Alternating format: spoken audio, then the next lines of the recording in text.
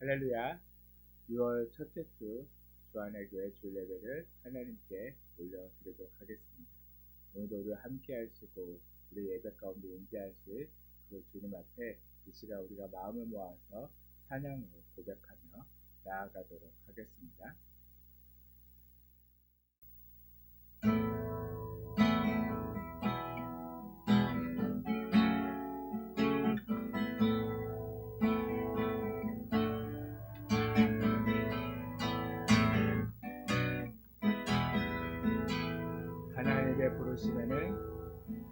하나님의 부르심에는 후회하심이 없네.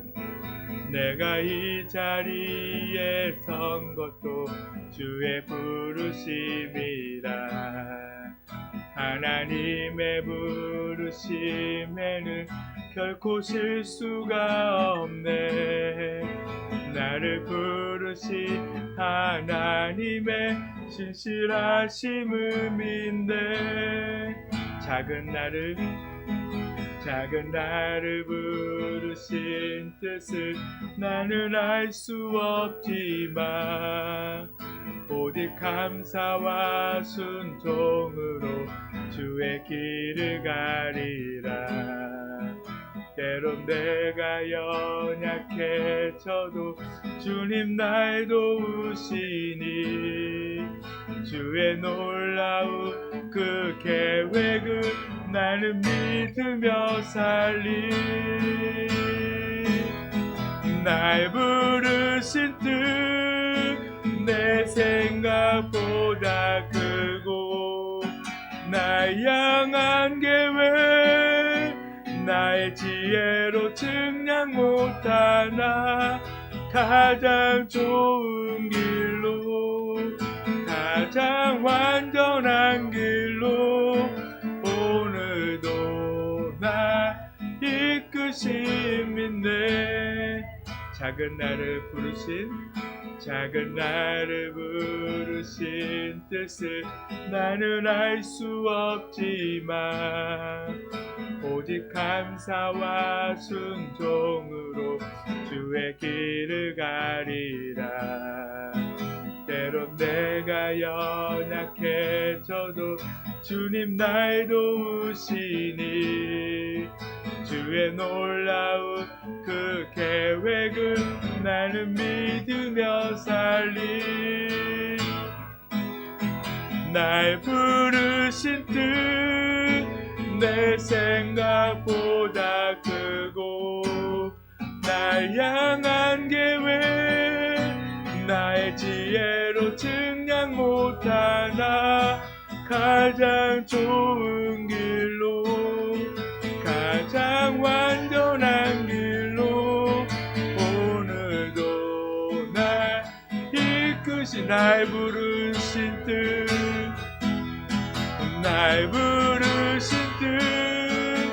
내 생각보다 크고 날 향한 계획 나의 지혜로 측량 못하나 가장 좋은 길로 가장 완전한 길로 오늘도 날 부르신 뜻 내 생각보다 크고 날 향한 계획 나의 지혜로 측량 못하나 가장 좋은 길로 가장 완전한 길로 오늘도 날 이끄심인데. 신실하신 주를 찬양해.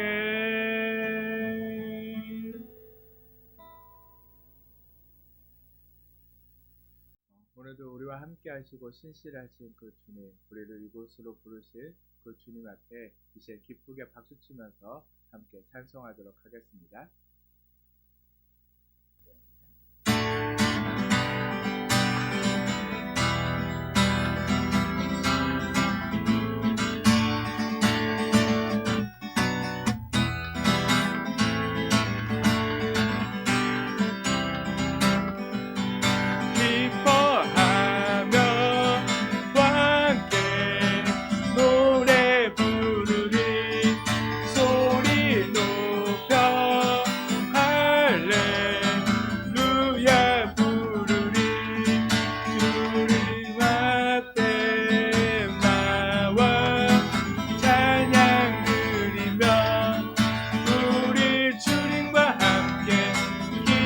기뻐하리라.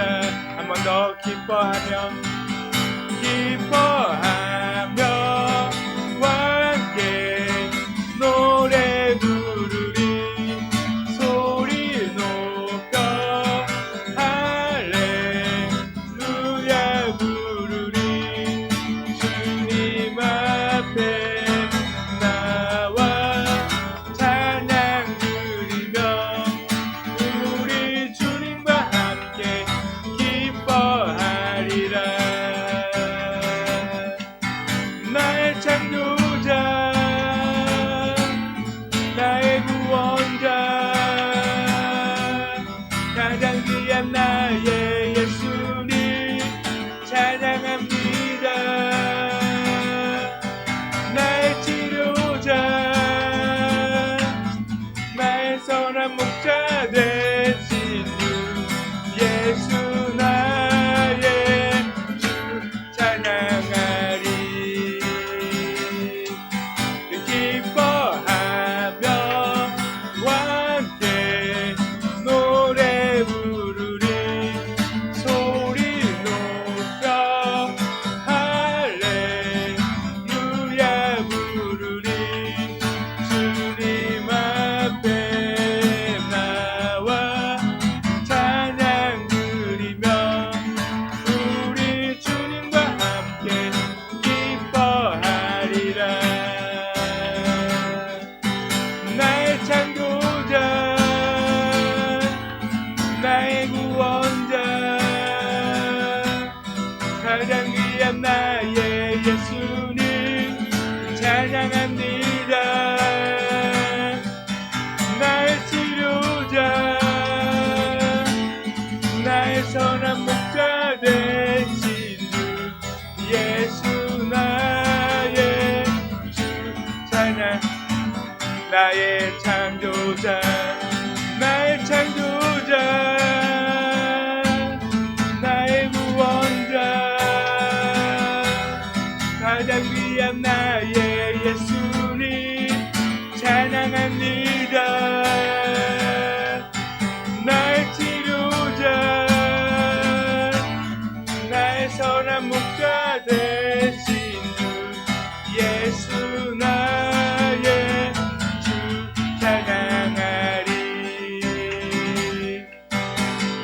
내 영혼의 햇빛 비치는 주 영광 찬란해. 이 세상 어떤 빛보다 이 빛 더 빛나네. 주의 영광 빛남과 함께 내게 비춰 주시옵소서. 밝은 얼굴에 올 때 나의 영혼 기쁘다. 내 영혼에 노래 있으니 주 찬양합니다. 주 귀를 기울이시사 나를 듣고 계시네. 주의 영광 빛남과 함께 내게 주시옵소서. 그 밝은 얼굴에 올 때 나의 영혼 기쁘다. 내 영혼의 봄날 되어서 주 함께 하실 때 그 평화 내게 깃들고 주 은혜 뽑히네. 주의 영광 빛남과 비춰 주시옵소서. 그 밝은 얼굴에 올 때 나의 영혼 내 영혼에 희락이 있고 큰 소망 넘치네. 주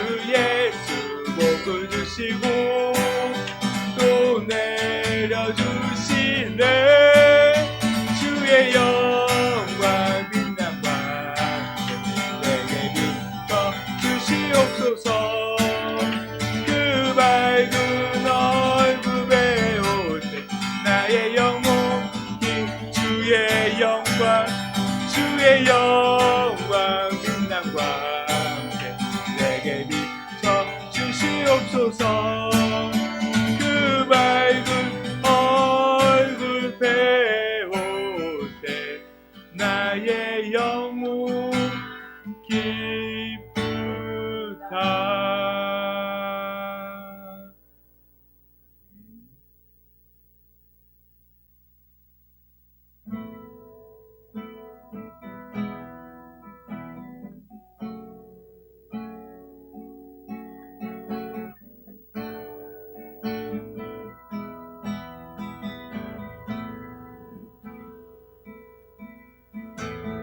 주 나의 모습 보네 상한 나의 맘 보시네 주 나의 눈물 안에 홀로 울던 맘 마시네 주 사랑 내게 있네 주 사랑 내게 있네 그 사랑이 나 채우네 주네 내게 있네 그네로 나 세우네 세상 소망 다 사라져가도 주의 사랑은 끝이 없으니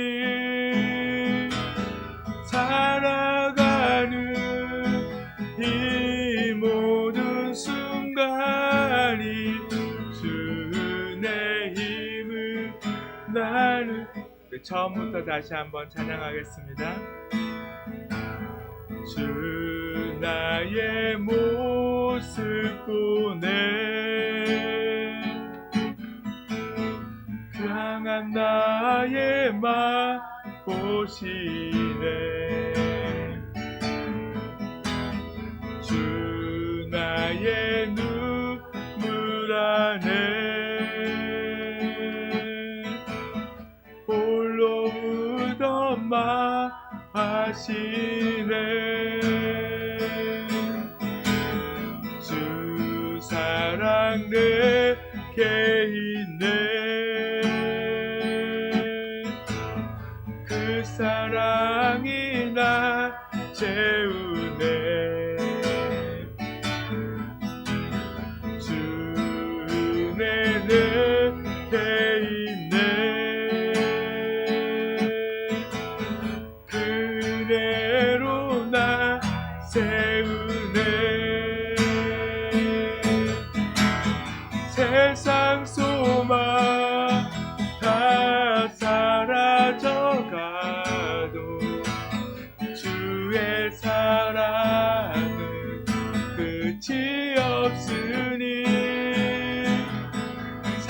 살아가는 이 모든 순간이 주의 힘을 나는 믿네 세상 소망 다 사라져가도 주의 사랑은 끝이 없으니 살아가는 이 모든 순간이 주의 힘을 나는 믿네 모든 것이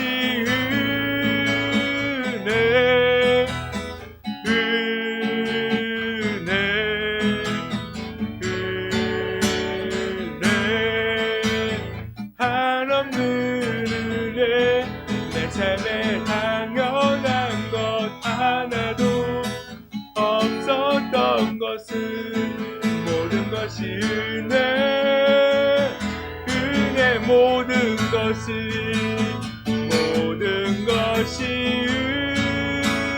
은혜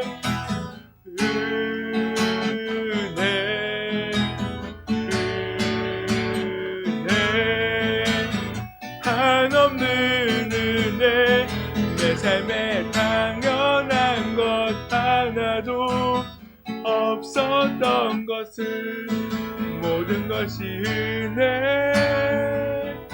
은혜였소. 모든 것이 은혜였소.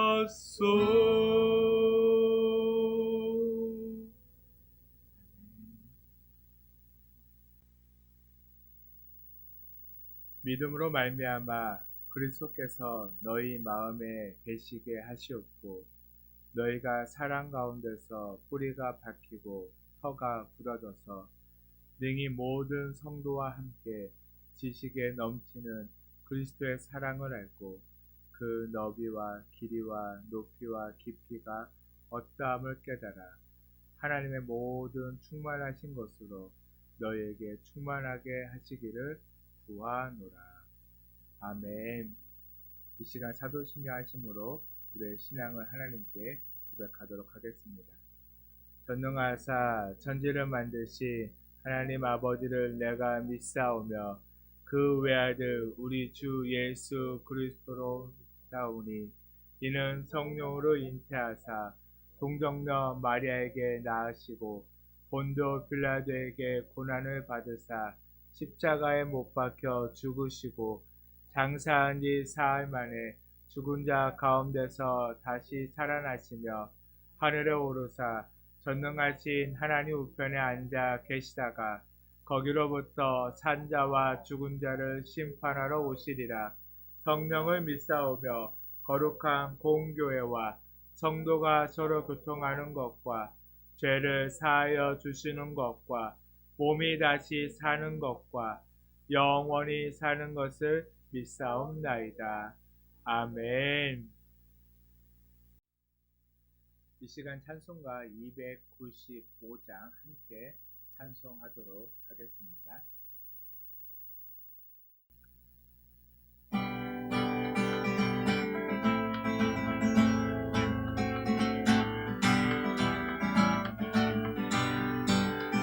큰 죄에 빠진 나를 주의 수 건지사 그 넓은 품에 다시 품으신 은혜는 저 바다보다 깊고 저 하늘보다 높다. 그 사랑 영원토록 나 찬송하리라. 날로 더욱 귀하다. 날로 더욱 귀하다. 한이 없이 넓은 우리 주의 사랑 날로 더욱 귀하다. 옛날에 유대 땅에 주 예수 다닐 때 그 은혜 받으려고 큰 물이 모였네. 눈먼 자 병든 자를 다 고쳐주셨으니 나 같은 죄인까지 그 은혜 받도다. 날로 더욱 귀하다. 날로 더욱 귀하다. 한이 없이 넓은 우리 주의 사랑 날로 더욱 귀하다. 주 크신 사랑으로 만백성 위하여 그 십자가의 고난 다 받으셨으니 그 속죄 받은 성도 큰 소리 눈물부터 온 천하 울리도록 주 찬송하리라. 날로 더욱 귀하다. 날로 더욱 귀하다.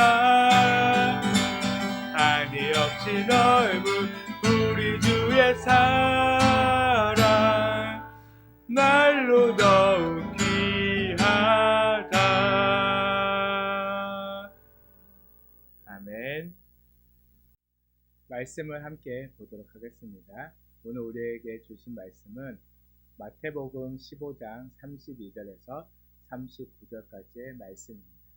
신약성경 마태복음 15장 32절에서 39절까지의 말씀, 우리 한 목소리를 함께 읽도록 하겠습니다. 예수께서 제자들을 불러 이르시되 내가 무리를 불쌍히 여기노라. 그들이 나와 함께 있은지 이미 사흘임에 먹을 것이 없도다. 길에서 기진할까 하여 굶겨 보내지 못하겠노라.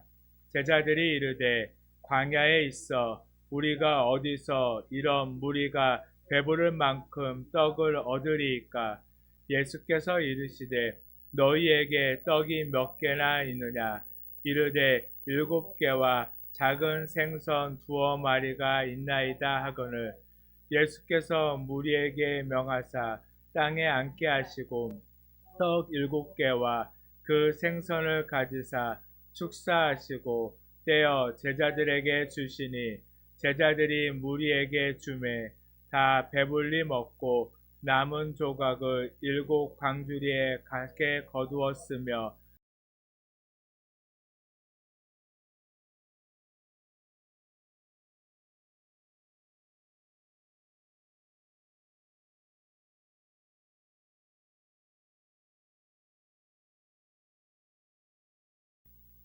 이 시간 우리가 말씀을 듣기에 앞서서 우리가 하나님의 그 마음을 알고 그 말씀을 통하여서 이 말씀이 온전히 깨달아서 그가 온전히 믿음 안에 설 수 있도록 진정 하나님의 자녀로 살아가는 우리의 삶이 되게 해달라고, 그 말씀을 통하여서 주님께 한 걸음 더 나아가는 시간이 되게 해달라고 이 시간 우리가 말씀을 생각하면서 함께 기도하도록 하겠습니다.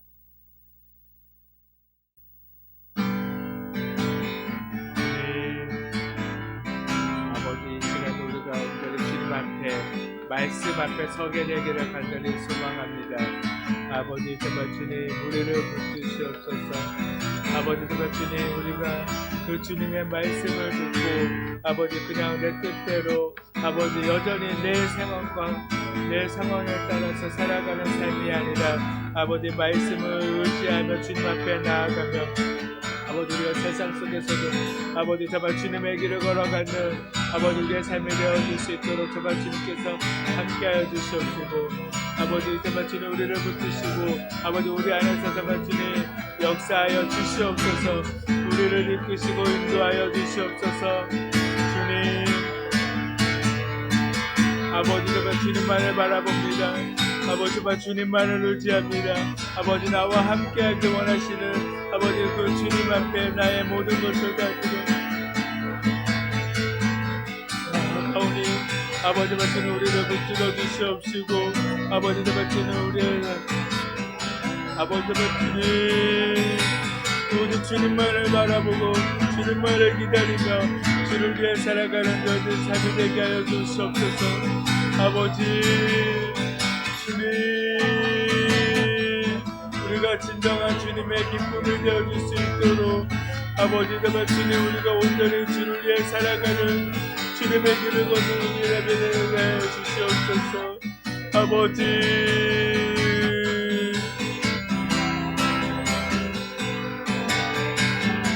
오 아버지 믿음이 없이는 기쁘시게 못하나니 고된 수고도 다 헛되뿐이라. 믿음이 없어서 무너진 삶의 모든 자리에 다시 주님을 기다립니다. 믿음이 없이는 기쁘시게 못하나니 고된 수고도 다 헛되뿐이라. 믿음이 없어서 무너진 삶의 모든 자리에 다시 주님을 기다립니다.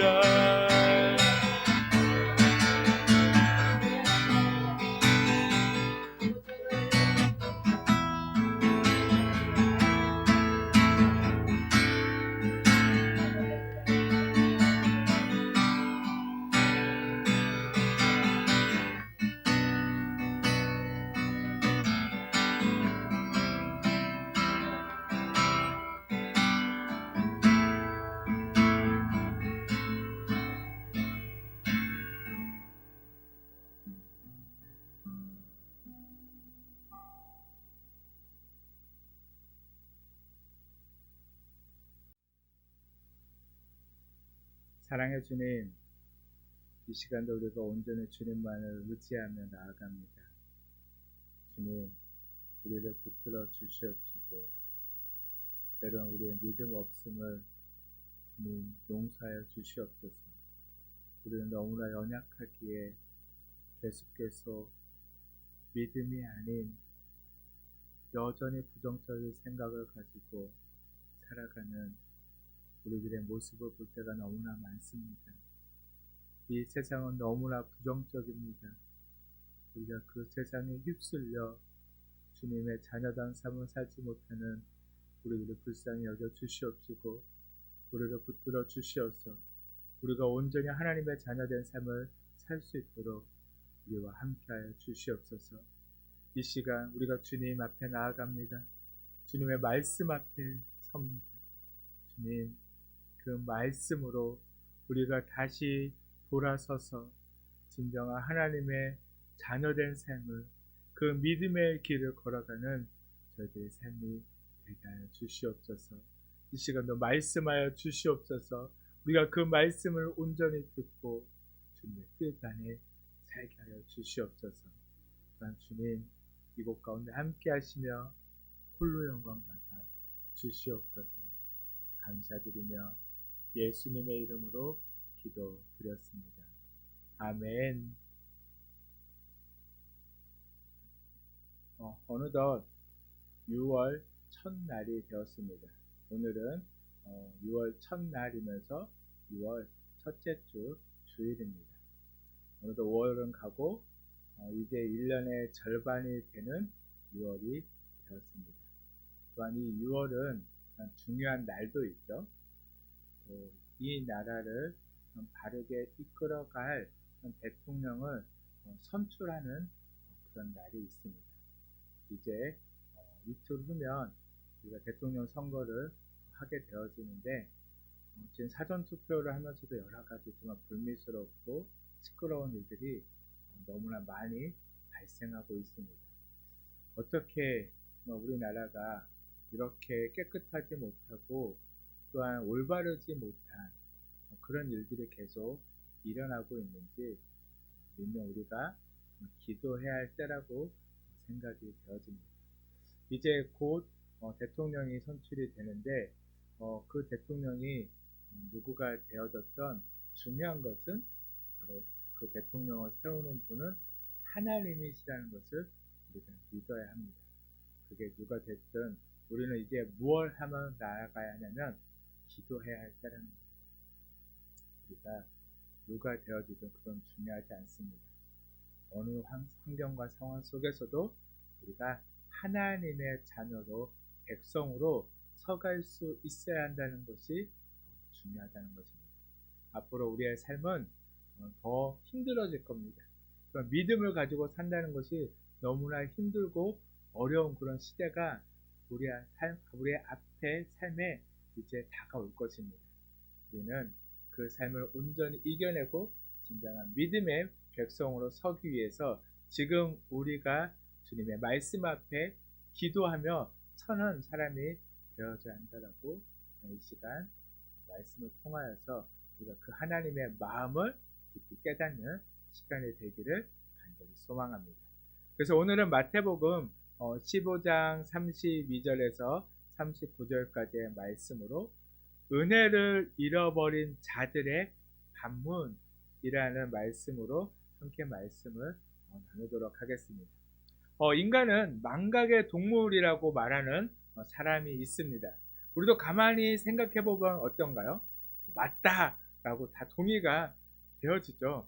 얼마 전 아들이 생일을 맞이해서 아들과 함께 동물원에 다녀왔습니다.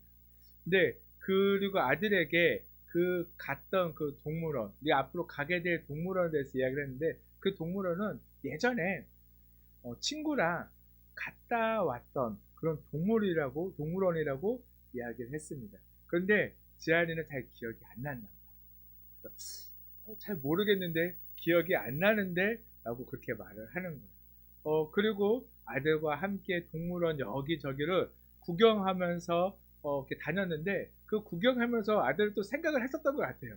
그리고 느닷없이 나 예전에 친구랑 왔던 게 전혀 기억이 안 나는데 그렇게 이야기를 하는 거예요. 어찌 보면 당연한 결과일 수 있습니다. 왜냐하면 그때 나이가 5살이었거든요. 지금 7살이죠. 5살 때 그 경험했던 것은 기억한다는 것은요 쉽지는 않습니다. 그런데 놀라운 것은 그 다음에 있었습니다. 이게 뭐냐면 그 동물원에 다녀온 다음 날 아내가 아들에게 물어봤어요. 우리 어제 뭐 했지? 라고 물어봤는데 지한이의 대답이 잘 모르겠는데 생각이 안 나는데 라고 이야기를 하는 거예요. 그래서 아내가 천천히 다시 한번 생각해봐 라고 이야기를 하니까 한참 고민하더니 아 맞다 동물원에 갔다 왔지 라고 대답을 하는 거예요. 참 저희 아들을 보고 있으면요 저희 아들은요 그 선택적 망각에 빠지는 경우들이 많이 있어요. 이렇게 얘기했을 때는 잘 기억 못 하는데요. 그 친구들을 보라 또 새로운 사람을 만나면요 계속 이야기해요. 나 어제 동물원 갔다 왔다. 이 모자 나 이거 동물원에서 샀다. 끊임없이 얘기하지만 저희가 가끔 물어보면 언제 그랬냐고 잘 모르겠는데 반응하는 것이 우리 아들의 모습입니다. 우리는 이처럼 자주 무엇을 했는지 까먹어요. 중요한 것은 금방 잊어버린다는 거예요. 방금 무엇을 하려고 생각하면서 일어섰는데 일어선 순간 내가 왜 일어섰지? 라고 생각하면서 방금 지금 내가 뭘 하려고 했는지를 금방 잊어버릴 때도 많이 있다는 겁니다. 이처럼 우리는 너무나 쉽게 우리의 삶 속에 일어나고 있던 것들을 잘 잊어버립니다. 근데 때로는 잊어버리는 것이 은혜일 때가 있어요. 하나님께서는 우리를 또한 잊어버리게도 하신다는 거예요. 근데 우리는 잊어버려서는 안 되는 것이 있죠. 바로 그것은 하나님의 은혜입니다. 그런데 그리스도인들은 그 하나님의 은혜를요 정말 국물에 밥 말아 먹듯이 그냥 다 까먹어버려요. 그리고 당연하듯 하나님의 은혜에 무감각해지도록 살아갈 때가 많다는 것입니다. 그러니까 우리가 살아가다가 뒤돌아보면 아 맞아 모든 것이 하나님의 은혜였지 라고 그렇게 고백하던 정말 그 사람조차도 현실에서 여러 가지 문제를 만나고 또 다른 것들로 인해서 그 흔적들이 덮이게 되면 어떻게 되어지죠? 순간순간 그 삶이 하나님의 은혜로 이어져 가고 있음을 잊어버리고요. 원망하고 좌절하고 쓰러지고 넘어질 때가 있다는 거예요. 계속해서 우리는 그 하나님의 은혜에 무감각해지고 완전히 잃어버리는 그런 삶을 살게 될 때가 많이 있다는 거죠. 오늘 본문을 보면 또다시 정말 인간은 망각의 동물이구나 라는 생각을 들게 만듭니다. 그런 생각이 들게 만든 이들이 누구인지 아시나요? 바로 예수님의 제자들입니다. 이 제자들은 어쩌면 매일매일 예수님과 함께 다니면서요 그 놀라운 기적 우리가 한 번만 맛보면 우리의 삶 가운데 한 번만 일어났으면 하는 그런 기적과 이적 또한 은혜를 어떻게 보면 날마다 체험하는 삶을 살았을 거예요. 예수님이 어떤 분인지는 자세히 몰라도 이제는 어느 정도는 이제 어떤 분이시지 않을까라고 짐작이 되어질 정도로 그들의 삶 속에서는요 날마다 정말 기적의 연속인 삶을 살고 있었다는 겁니다.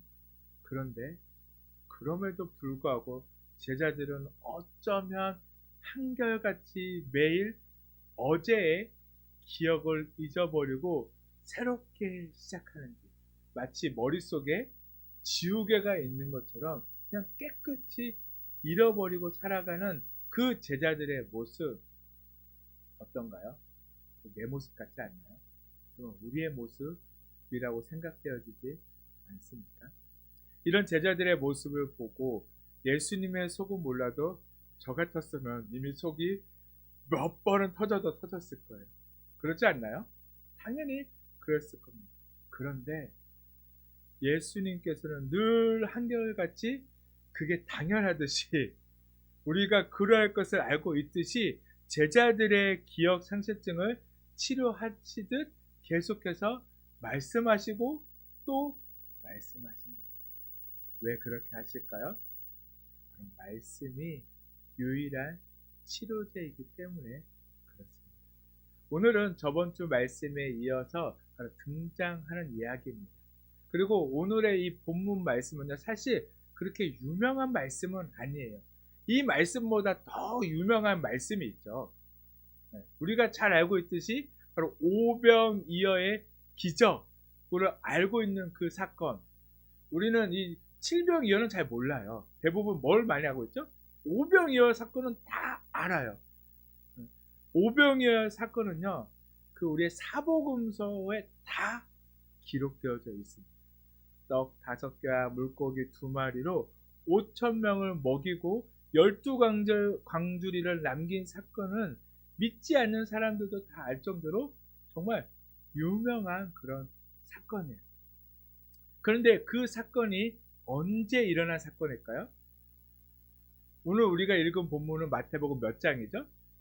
15장이에요. 근데 그 오병이어 사건은 몇 장에서 일어났을까요? 네, 14장. 4장이 아니고요. 14장이에요. 이게 바로 성경 책으로 봤을 때는 한 장이에요. 한 장 넘겼을 뿐이에요. 그리고 시간적으로도 얼마 되지 않은 그런 사건입니다. 그런데 이상할 정도로 까맣게 제자들은 다 잊어버리고 있다는 것입니다. 여러분이라면 잊어버릴 수 있을까요?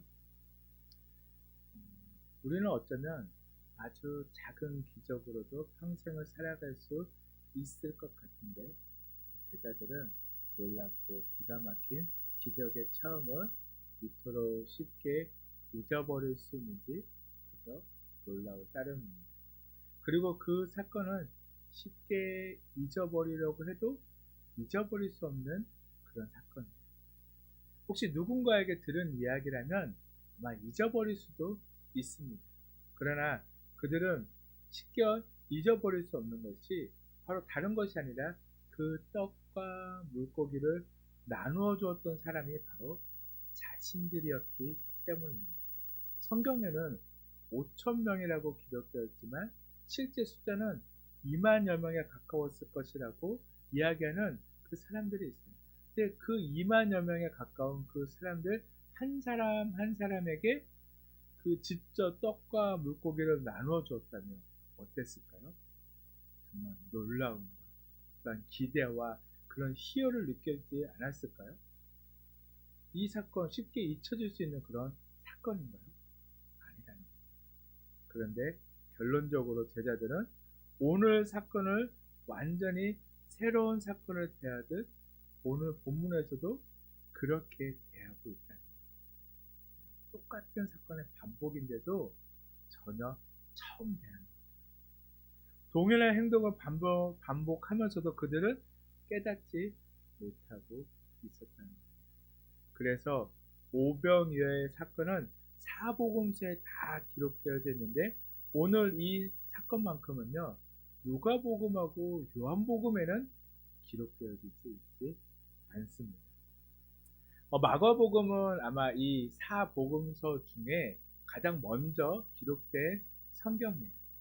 그러다 보니까 아마 이 사건을 그래도 기록을 했었을 거예요.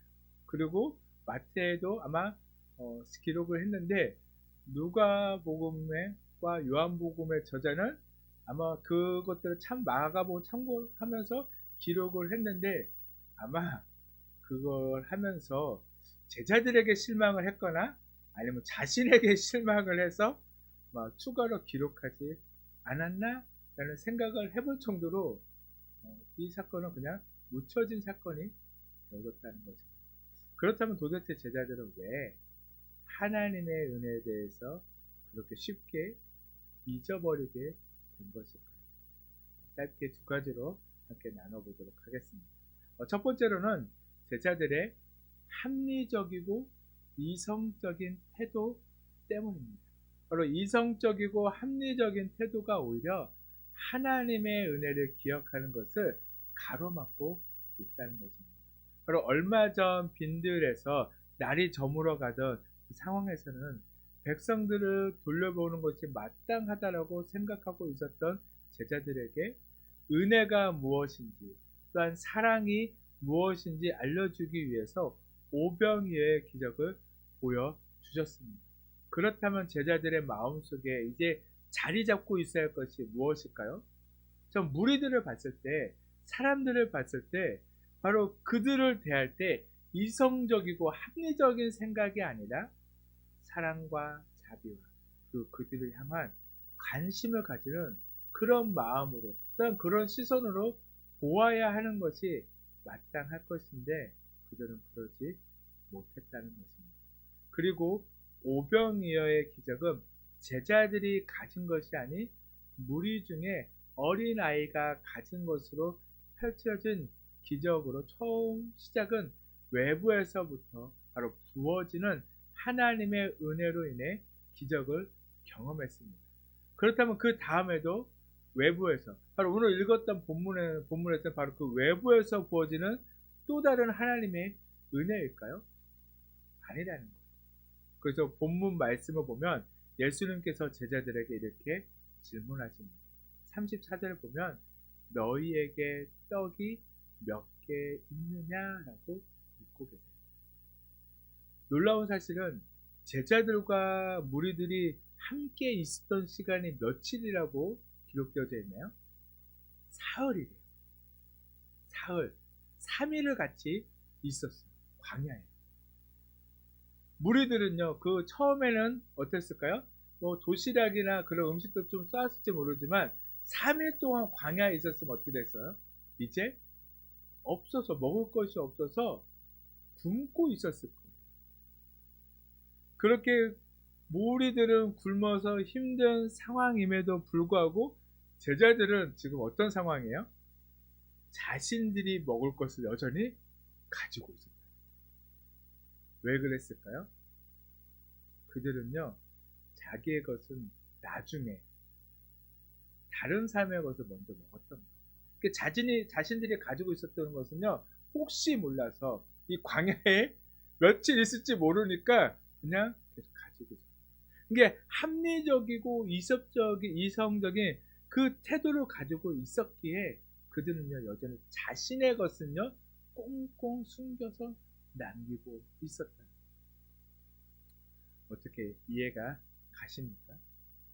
그렇다고 자신들이 먹을 것을 챙겨 놓은 것이 나쁘다는 것은 아니에요. 다만 그것을 나눠주는 마음이 제자들에게 없었다는 것이 문제라는 것입니다. 그런데 예수님은 이번에 제자들이 직접 가진 것으로 이 기적을 일으키고자 하셨던 거예요. 그리고 예수님께서는 이번에는 제자들, 자신이 가진 것을 무리를 위해 사용할 때 어떤 일이 벌어지는지를 직접 알게 하고 싶으셨다는 것입니다. 그렇기에 제자들은 처음에는 빵만 내놓았다가 뒤늦게 물고기도 내놓게 되었던 겁니다. 어린아이의 도시락은 자기 것이 아니었기에 예수님께 가져다 드리기 쉬웠던 겁니다. 그런데 자기 것은요, 달라요. 아깝다는 거예요. 그래서 뭐라고 하냐면 처음에 떡은 7개가 있다라고 분명하게 얘기해 주죠. 근데 물고기는 뭐라고요? 2마리. 그렇죠. 왜냐면 확실히 모르는 거예요. 아직 뭐예요? 어떤 일이에요? 내놓지 않았다는 거예요. 그 정도 있을 거라고 생각을 했다는 거예요. 자기 거는요, 여전히 아까웠던 거예요. 그래서 처음에는 빵만, 그리고 후에 물고기를 드렸던 거예요. 합리적이고 이성적이라는 것은 결국 자신만을 먼저 생각하고 있었다는 거예요. 그런데 예수님이 제자들에게 요청하신 것은 다른 사람을 먼저 생각하는 것이 사랑이라고 말씀하고 계신 겁니다. 제자들은 여전히 자신들을 먼저 생각했기에 아무리 하나님의 은혜가 주어진다고 하더라도 잊어버리고 만 것이지만 하나님의 은혜를 자신의 것으로 받아들이지 못했기 때문에 자꾸 은혜를 잃어버리는 그런 삶을 살고 있었다는 거예요. 우리가 신앙생활을 하면서 분명 합리적이고 이성적인 부분도 필요합니다. 하지만 사랑, 희생, 자비, 구제 앞에서는요, 이것보다 앞서서는 안 된다. 하나님이 합리적이고 이성적인 분이셨다면 우리는 구원받을 수 있었을까요? 없었을까요? 없죠. 하나님은 우리를 사랑하셨고 독생자 예수를 희생하셨고 끊임없이 기다림의 자비를 베푸시며 오늘도 우리가 살아갈 모든 환경을 위해 우리를 구제하시는 분이세요. 하나님이 합리적이고 이성적인 그런 생각을 가지고 있었다면 이런 일들이 되어졌을까요? 아니라는 거예요. 하나님이 합리적이고 이성적인 생각에서 하나님만을 위한 분이셨다면 이 땅에 그 누구도 그리스도인이라는 이름을 소유할 수 없었을 것이라는 겁니다. 제자들이 하나님의 은혜를 잃어버리게 된 두 번째 이유는 제자들의 부정적인 태도 때문입니다. 개인적으로 하나님의 은혜를 잊어버리지 않는 것은 물론이고 그리스도인이라면 경계해야 할 가장 중요한 태도라고 생각이 됩니다. 그러나 긍정의 힘에 대해서 이야기하려는 게 아니에요. 부정적인 태도의 반대는요, 긍정적인 태도가 아닙니다. 근데 우리는 자꾸 이 긍정의 힘을 강조할 때가 많이 있죠. 잘못되어졌다는 거예요. 필요하긴 하지만 그게 먼저 돼서는 안 돼요. 부정적인 태도의 반대는 무엇일까요? 믿음이라. 믿음의 반대가 부정적인 태도임을 우리에게 말씀해주고 있다는 것입니다.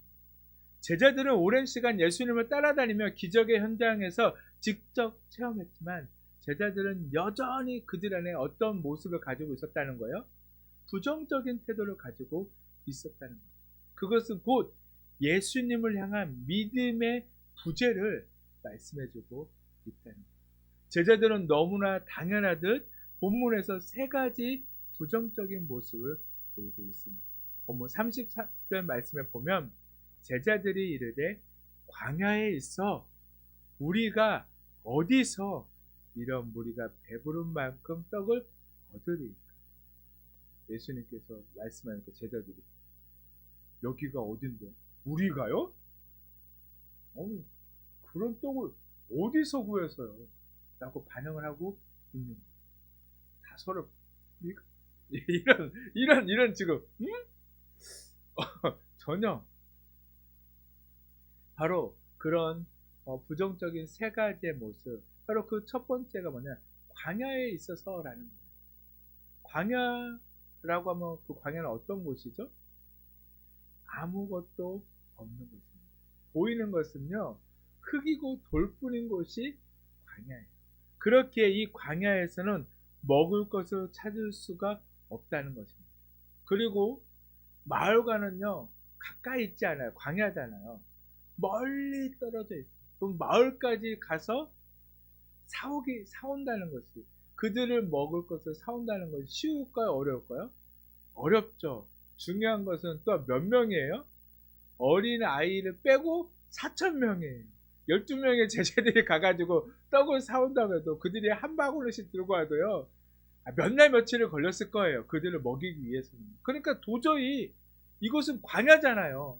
마을과도 멀리 떨어져 있잖아요. 그리고 우리가 어떻게 라는 생각을 가지고 있습니다.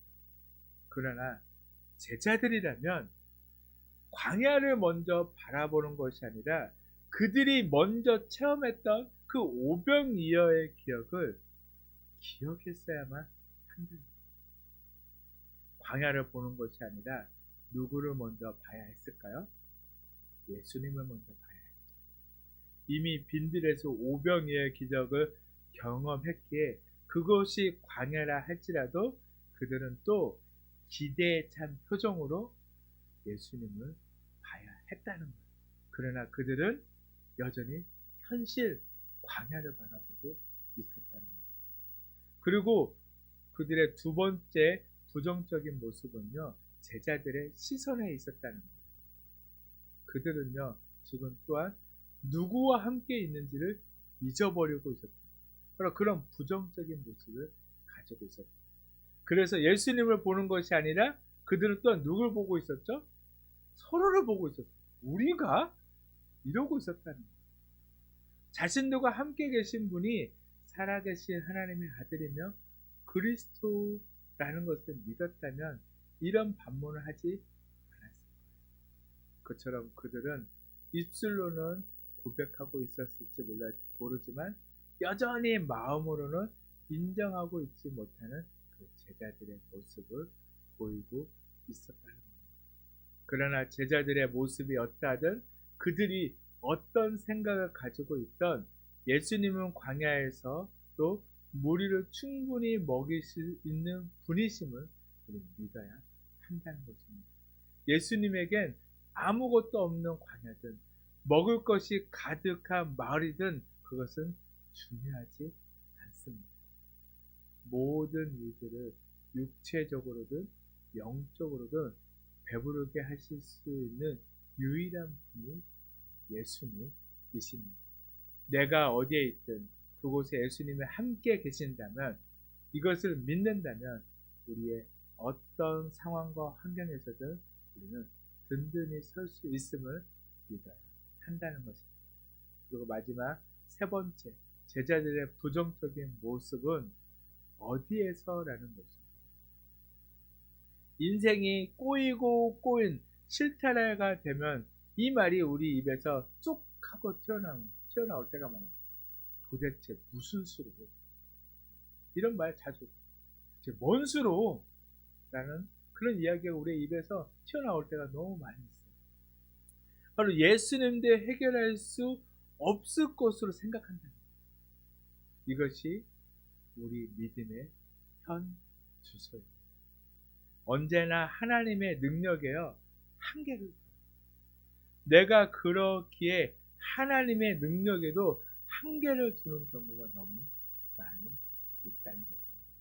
그리고 내가 이해할 수 있는 부분까지만 하나님의 능력으로 설정해 두는 경우가 많이 있다는 거예요. 그러나 예수님께서는 누가복음 18장 27절에서 말씀하시고 있는 것처럼 이르시되 무릇 사람이 할 수 없는 것을 하나님은 하실 수 있느니라. 아멘. 우리는 할 수 없어요. 그러나 누구는 하실 수 있죠? 하나님은 하실 수 있으십니다. 하나님은 전지전능하신 분이심을 믿으시길 바랍니다. 절대로 우리의 이성과 경험으로 하나님의 능력에 한계를 두시지 마시길 바랍니다. 그래서 예수님은 바로 그 은혜를 잃어버리고 있는 제자들에게 다시 한번 은혜를 깨닫게 하기를 원하셨어요. 우리가 예전 TV 프로그램을 보면 체험 삶의 현장이라는 프로가 있었죠. 바로 그랬던 것처럼 다시 한번 예수님께서는 제자들에게 체험 은혜의 현장을 보여주려고 하고 계십니다. 본문 35절에서 38절까지의 말씀을 제가 다시 한번 읽어드리겠습니다. 예수께서 무리에게 명하사 땅에 앉게 하시고 떡 7개와 그 생선을 가지사 축사하시고 떼어 제자들에게 주시니 제자들이 무리에게 주매 다 배불리 먹고 남은 조각을 7 광주리에 차게 거두었으며 먹은 자는 여자와 어린이 외에 4,000명이었더라. 아멘. 혹시 요즘 도무지 하나님의 은혜에 대해서 떠올려지지 않으십니까? 감사할 거리도 없고 그저 답답하기만 한 현실 속에서 외로이 홀로 서 계십니까? 그런 일상이 계속 반복되고 계십니까? 허전한 광야에 혼자 서서 어느 누구도 무슨 수로 나를 도울 수 있을까 깊은 절망에 나락에 떨어지고 계십니까? 그렇다면 지금이 바로 말씀으로 돌아갈 시간입니다. 다시 하나님의 은혜가 무엇인지 기억해내기 위한 철저한 몸부림이 필요할 때라는 것입니다. 그리고 이미 죽음이라는 광야에서 우리를 구원하신 분이 있다는 것을 기억해내기 위해서 우리는 다시 한번 말씀으로 돌아갈 때라는 것입니다. 예수님이 바로 그분이셨음을, 바로 그분의 이야기하는 그 말씀으로 우리는 돌아가야 한다는 것입니다.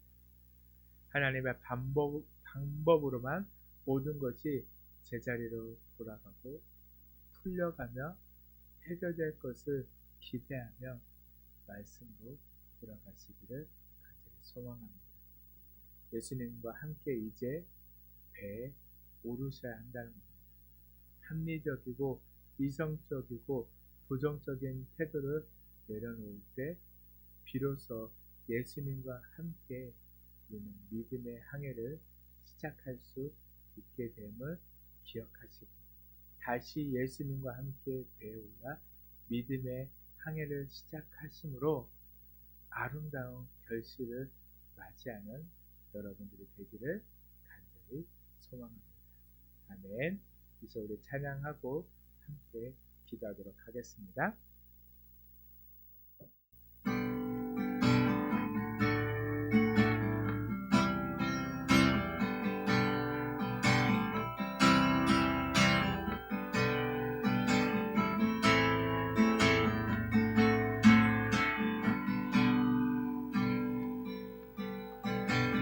주님, 제 마음이 너무 둔해서 주님을 볼 수 없습니다.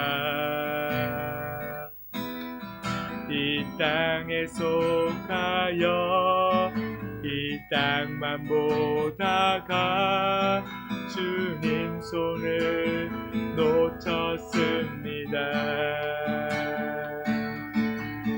나는 나그네로 왔는데 왜 주저앉게 되었나. 나는 정직인데 언제부터 내 삶의 주인이 되어버렸나.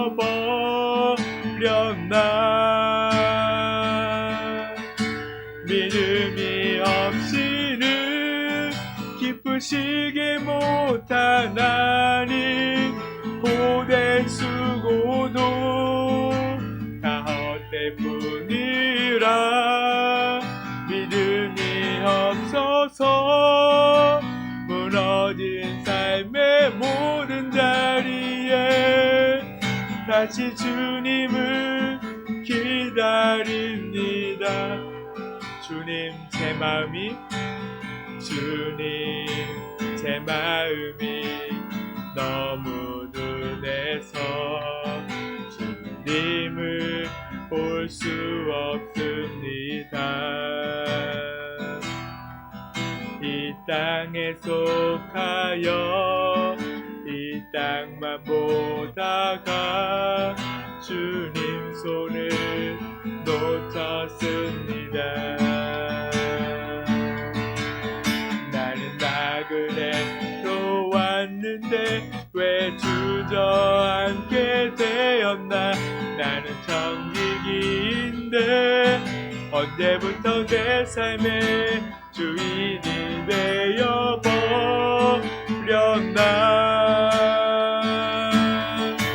믿음이 없이는 기쁘시게 못하나니 고된 수고도 다 헛되뿐이라. 믿음이 없어서 무너진 삶의 모든 자리에 다시 주님을 기다립니다. 믿음이 없이는 기쁘시게 못하나니 고된 수고도 다 헛되뿐이라.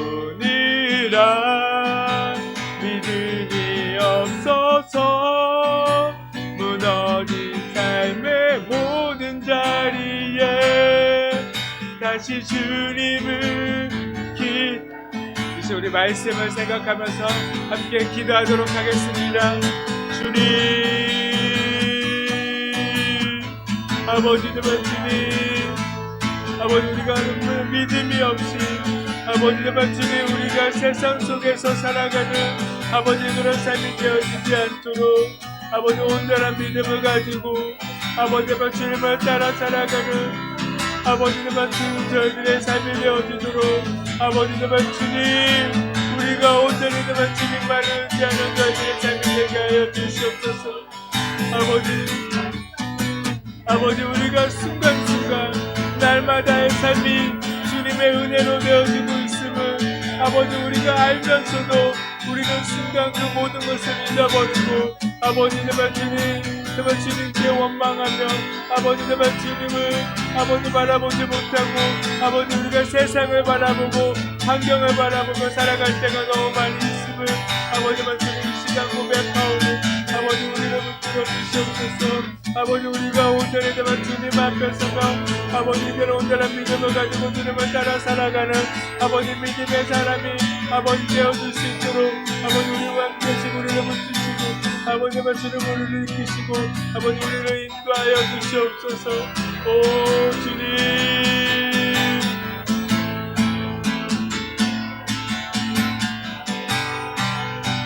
믿음이 없이는 기쁘시게 못하나니 고된 수고도 나 헛되뿐이라. 믿음이 없어서 무너진 삶의 모든 자리에 다시 주님을 기다립니다.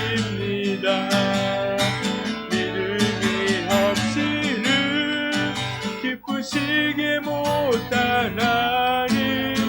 고된 수고도 다 헛되뿐이라. 믿음이 없어서 무너진 삶의 모든 자리에 다시 주님을 기다립니다.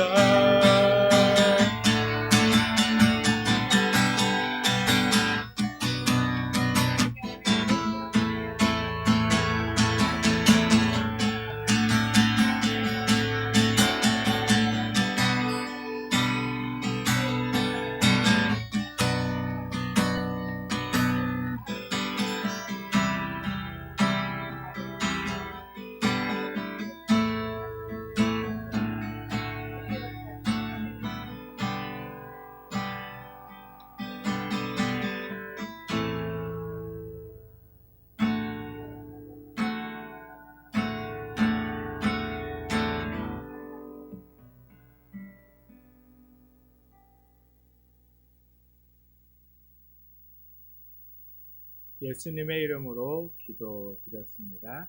아멘. 이 시간 우리 마지막 찬송 302장 부르고 축도로 예배를 마치도록 하겠습니다.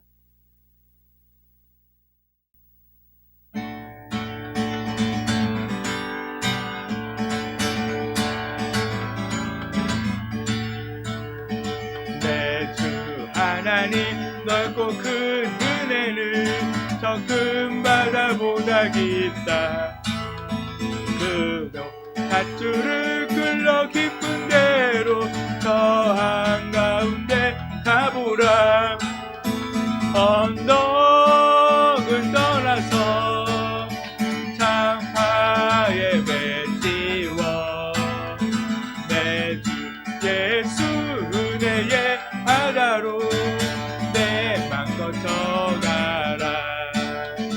왜 너 인생은 언제나 거기서 저 큰 바다 물결보고 금이 모르는 깊은 바닷속을 한 번에 헤아려 안 보나.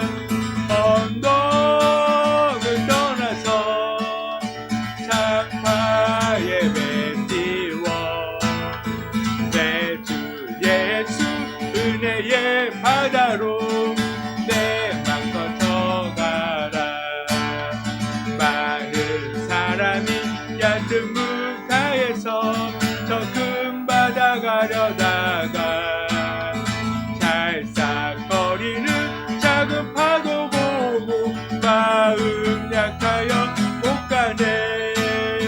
언덕을 떠나서 장마의 배 띄워 내 주 예수 은혜의 바다로 내 맘 거쳐가라.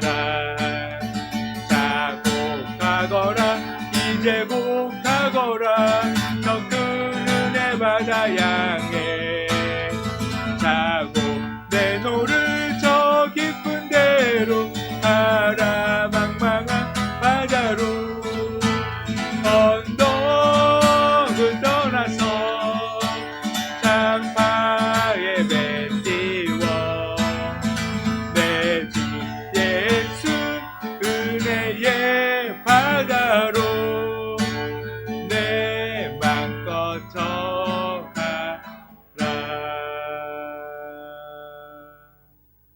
아멘. 사랑하는 하나님, 이제는 우리가 온전히 믿음의 닻을 들고 주님과 함께 온전한 믿음의 항해를 나아가게 하여 주시옵소서. 때로는 그 항해길에 우리가 감당할 수 없는 그 어려움과 폭풍이 몰아칠 수도 있지만, 그러나 주님께서 그 배에 함께 계신다면 우리는 안전할 줄을 믿습니다. 어떤 어려운 환경 속에서도 우리는 그것을 능히 이겨낼 줄로 믿습니다.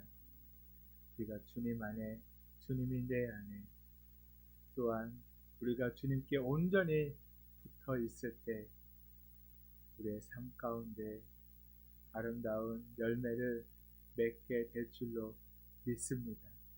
주님을 떠나지 않게 하시고 그 주님을 바라보게 하시고 주님을 붙들고 살아가는 우리의 삶이 되게 하셔서 이제는 은혜를 잃어버리고 믿음 없는 자들의 모습이 아닌 늘 그 은혜를 붙들고 예수 그리스도를 바라봄으로 늘 믿는 자의 삶을 살아가는 저희들의 삶이 되게 하여 주시옵소서. 이 시간도 주님 앞에 빈손으로 나오지 않고 그 은혜에 감사함으로 주님께 귀한 예물을 올려드려오니 주님께서 받아 주시옵시고 이 예물을 통하여 또 하나님의 나라가 또한 이 교회가 더 온전히 세워지게 하여 주시옵소서. 드리는 손기도 주님 기억하시고 더 넉넉함으로 채워 주시옵소서. 이제는 우리 주 예수 그리스도의 놀라운 은혜와 하나님의 크신 사랑하심과 성령님의 감동함과 교통하심이 우리의 삶의 모든 것이 오직 하나님의 은혜로 되어지고 있음을, 우리가 은혜 없는 자의 삶이 아니라 은혜를 잃어버린 자의 삶이 아니라 하나님께 받은 은혜에 감사하며 난 세상으로 나아가는 그런 삶을 살고자 하는 모든 삶 가운데 주님께서 영원토록 함께 하시기를 간절히 축원하옵나이다. 아멘.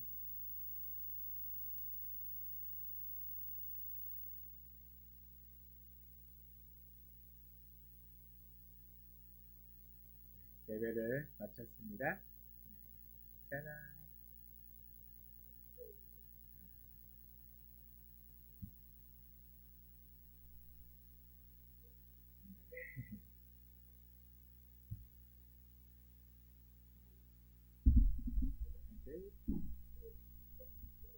얼른 와, 기다리시다. 안녕하세요.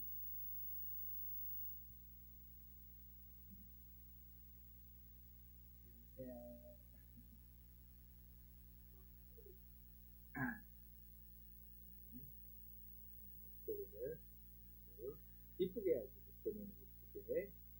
그리고 우리 오늘 또 예배 드리신 분들에게 우리 목사님 멋진 모습으로 인사 한번 할까요? 차렷!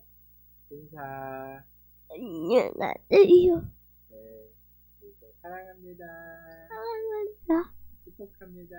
축복합니다. 네.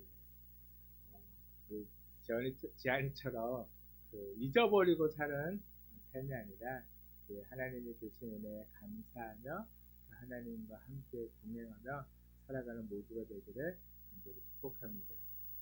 또한 함께 기도하실 것은 정말 하나님이 원하시고 하나님이 기뻐하시고 또한 이 땅 가운데 하나님의 공의와 정의를 또한 그렇게 실현할 수 있는 선포할 수 있는 그런 사람이 대통령으로 선출되어질 수 있도록 위해서 기도하시며 한 주간도 주님 안에서 늘 건강하게 기쁘게 살아가는 모두가 되기를 하는 데 축복합니다. 다음 주에도 또 봐요.